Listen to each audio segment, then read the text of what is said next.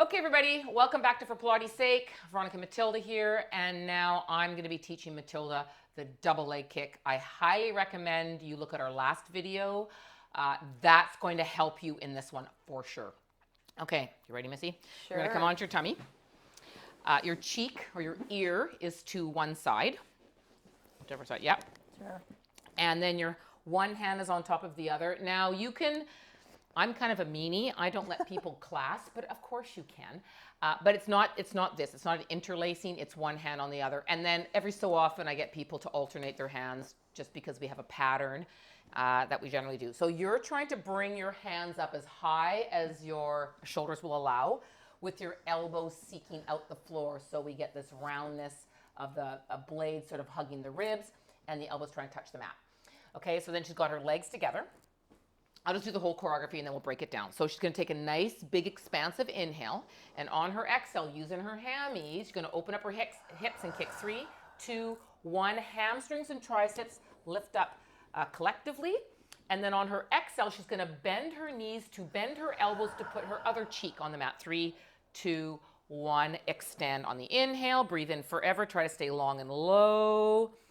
And then exhale, come back down. 3, 2, 1. Okay, so that's the choreography. There's a lot of components to do in this one. We might break it up. Okay. But I want to look at the hips first. Okay. I mean, you can look at either end first, but she can just put her ear on the mat and just have your hands up if you want. Okay? Here? Up here. Like just where you were. Okay. Right. So if we're going to break this up, what happens quite often, I wonder if you can do this, where you flip. Here? Yes. Yeah. And then they go to kick in. Let's show them everything. Yes, we don't want to be the mat. Yeah. You got it. So she's going to try to go for that hip extension that she was trying to teach me in single leg kick. And then again, she's going to try and kick her legs from up here. 3, closer 2, close her 1.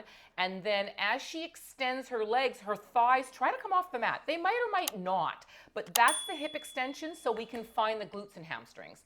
And then she would lift her legs to bend at 3, 2, 1, shoot over again. You're trying not to find the heaviness of the knees. You're trying to find the lightness of the knees.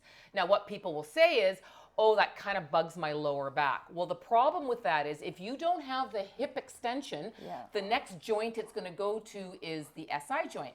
So you could think about taking your tailbone or your sacrum, and stretching it and attaching it to your heels, so you get a little bit of a belly lift to help support the lumbar. Yeah. Stuff like that, okay? Yeah. Now, the next component would be the upper body. Now, very interesting, like people are like, why do I turn my head from side to side? Well, you don't want to squish your nose, number one. It is a functional movement. We should be able to turn our head from side to side. And I did one time have a client who could only get her eyeball to the mat. So that went to show how tight she was across her chest and her neck. Yeah. So that was something we worked on, and she did struggle with backing out of a driveway. So shoulder checking. That in itself might be problematic. So let's go ahead, let's put her ear on the mat.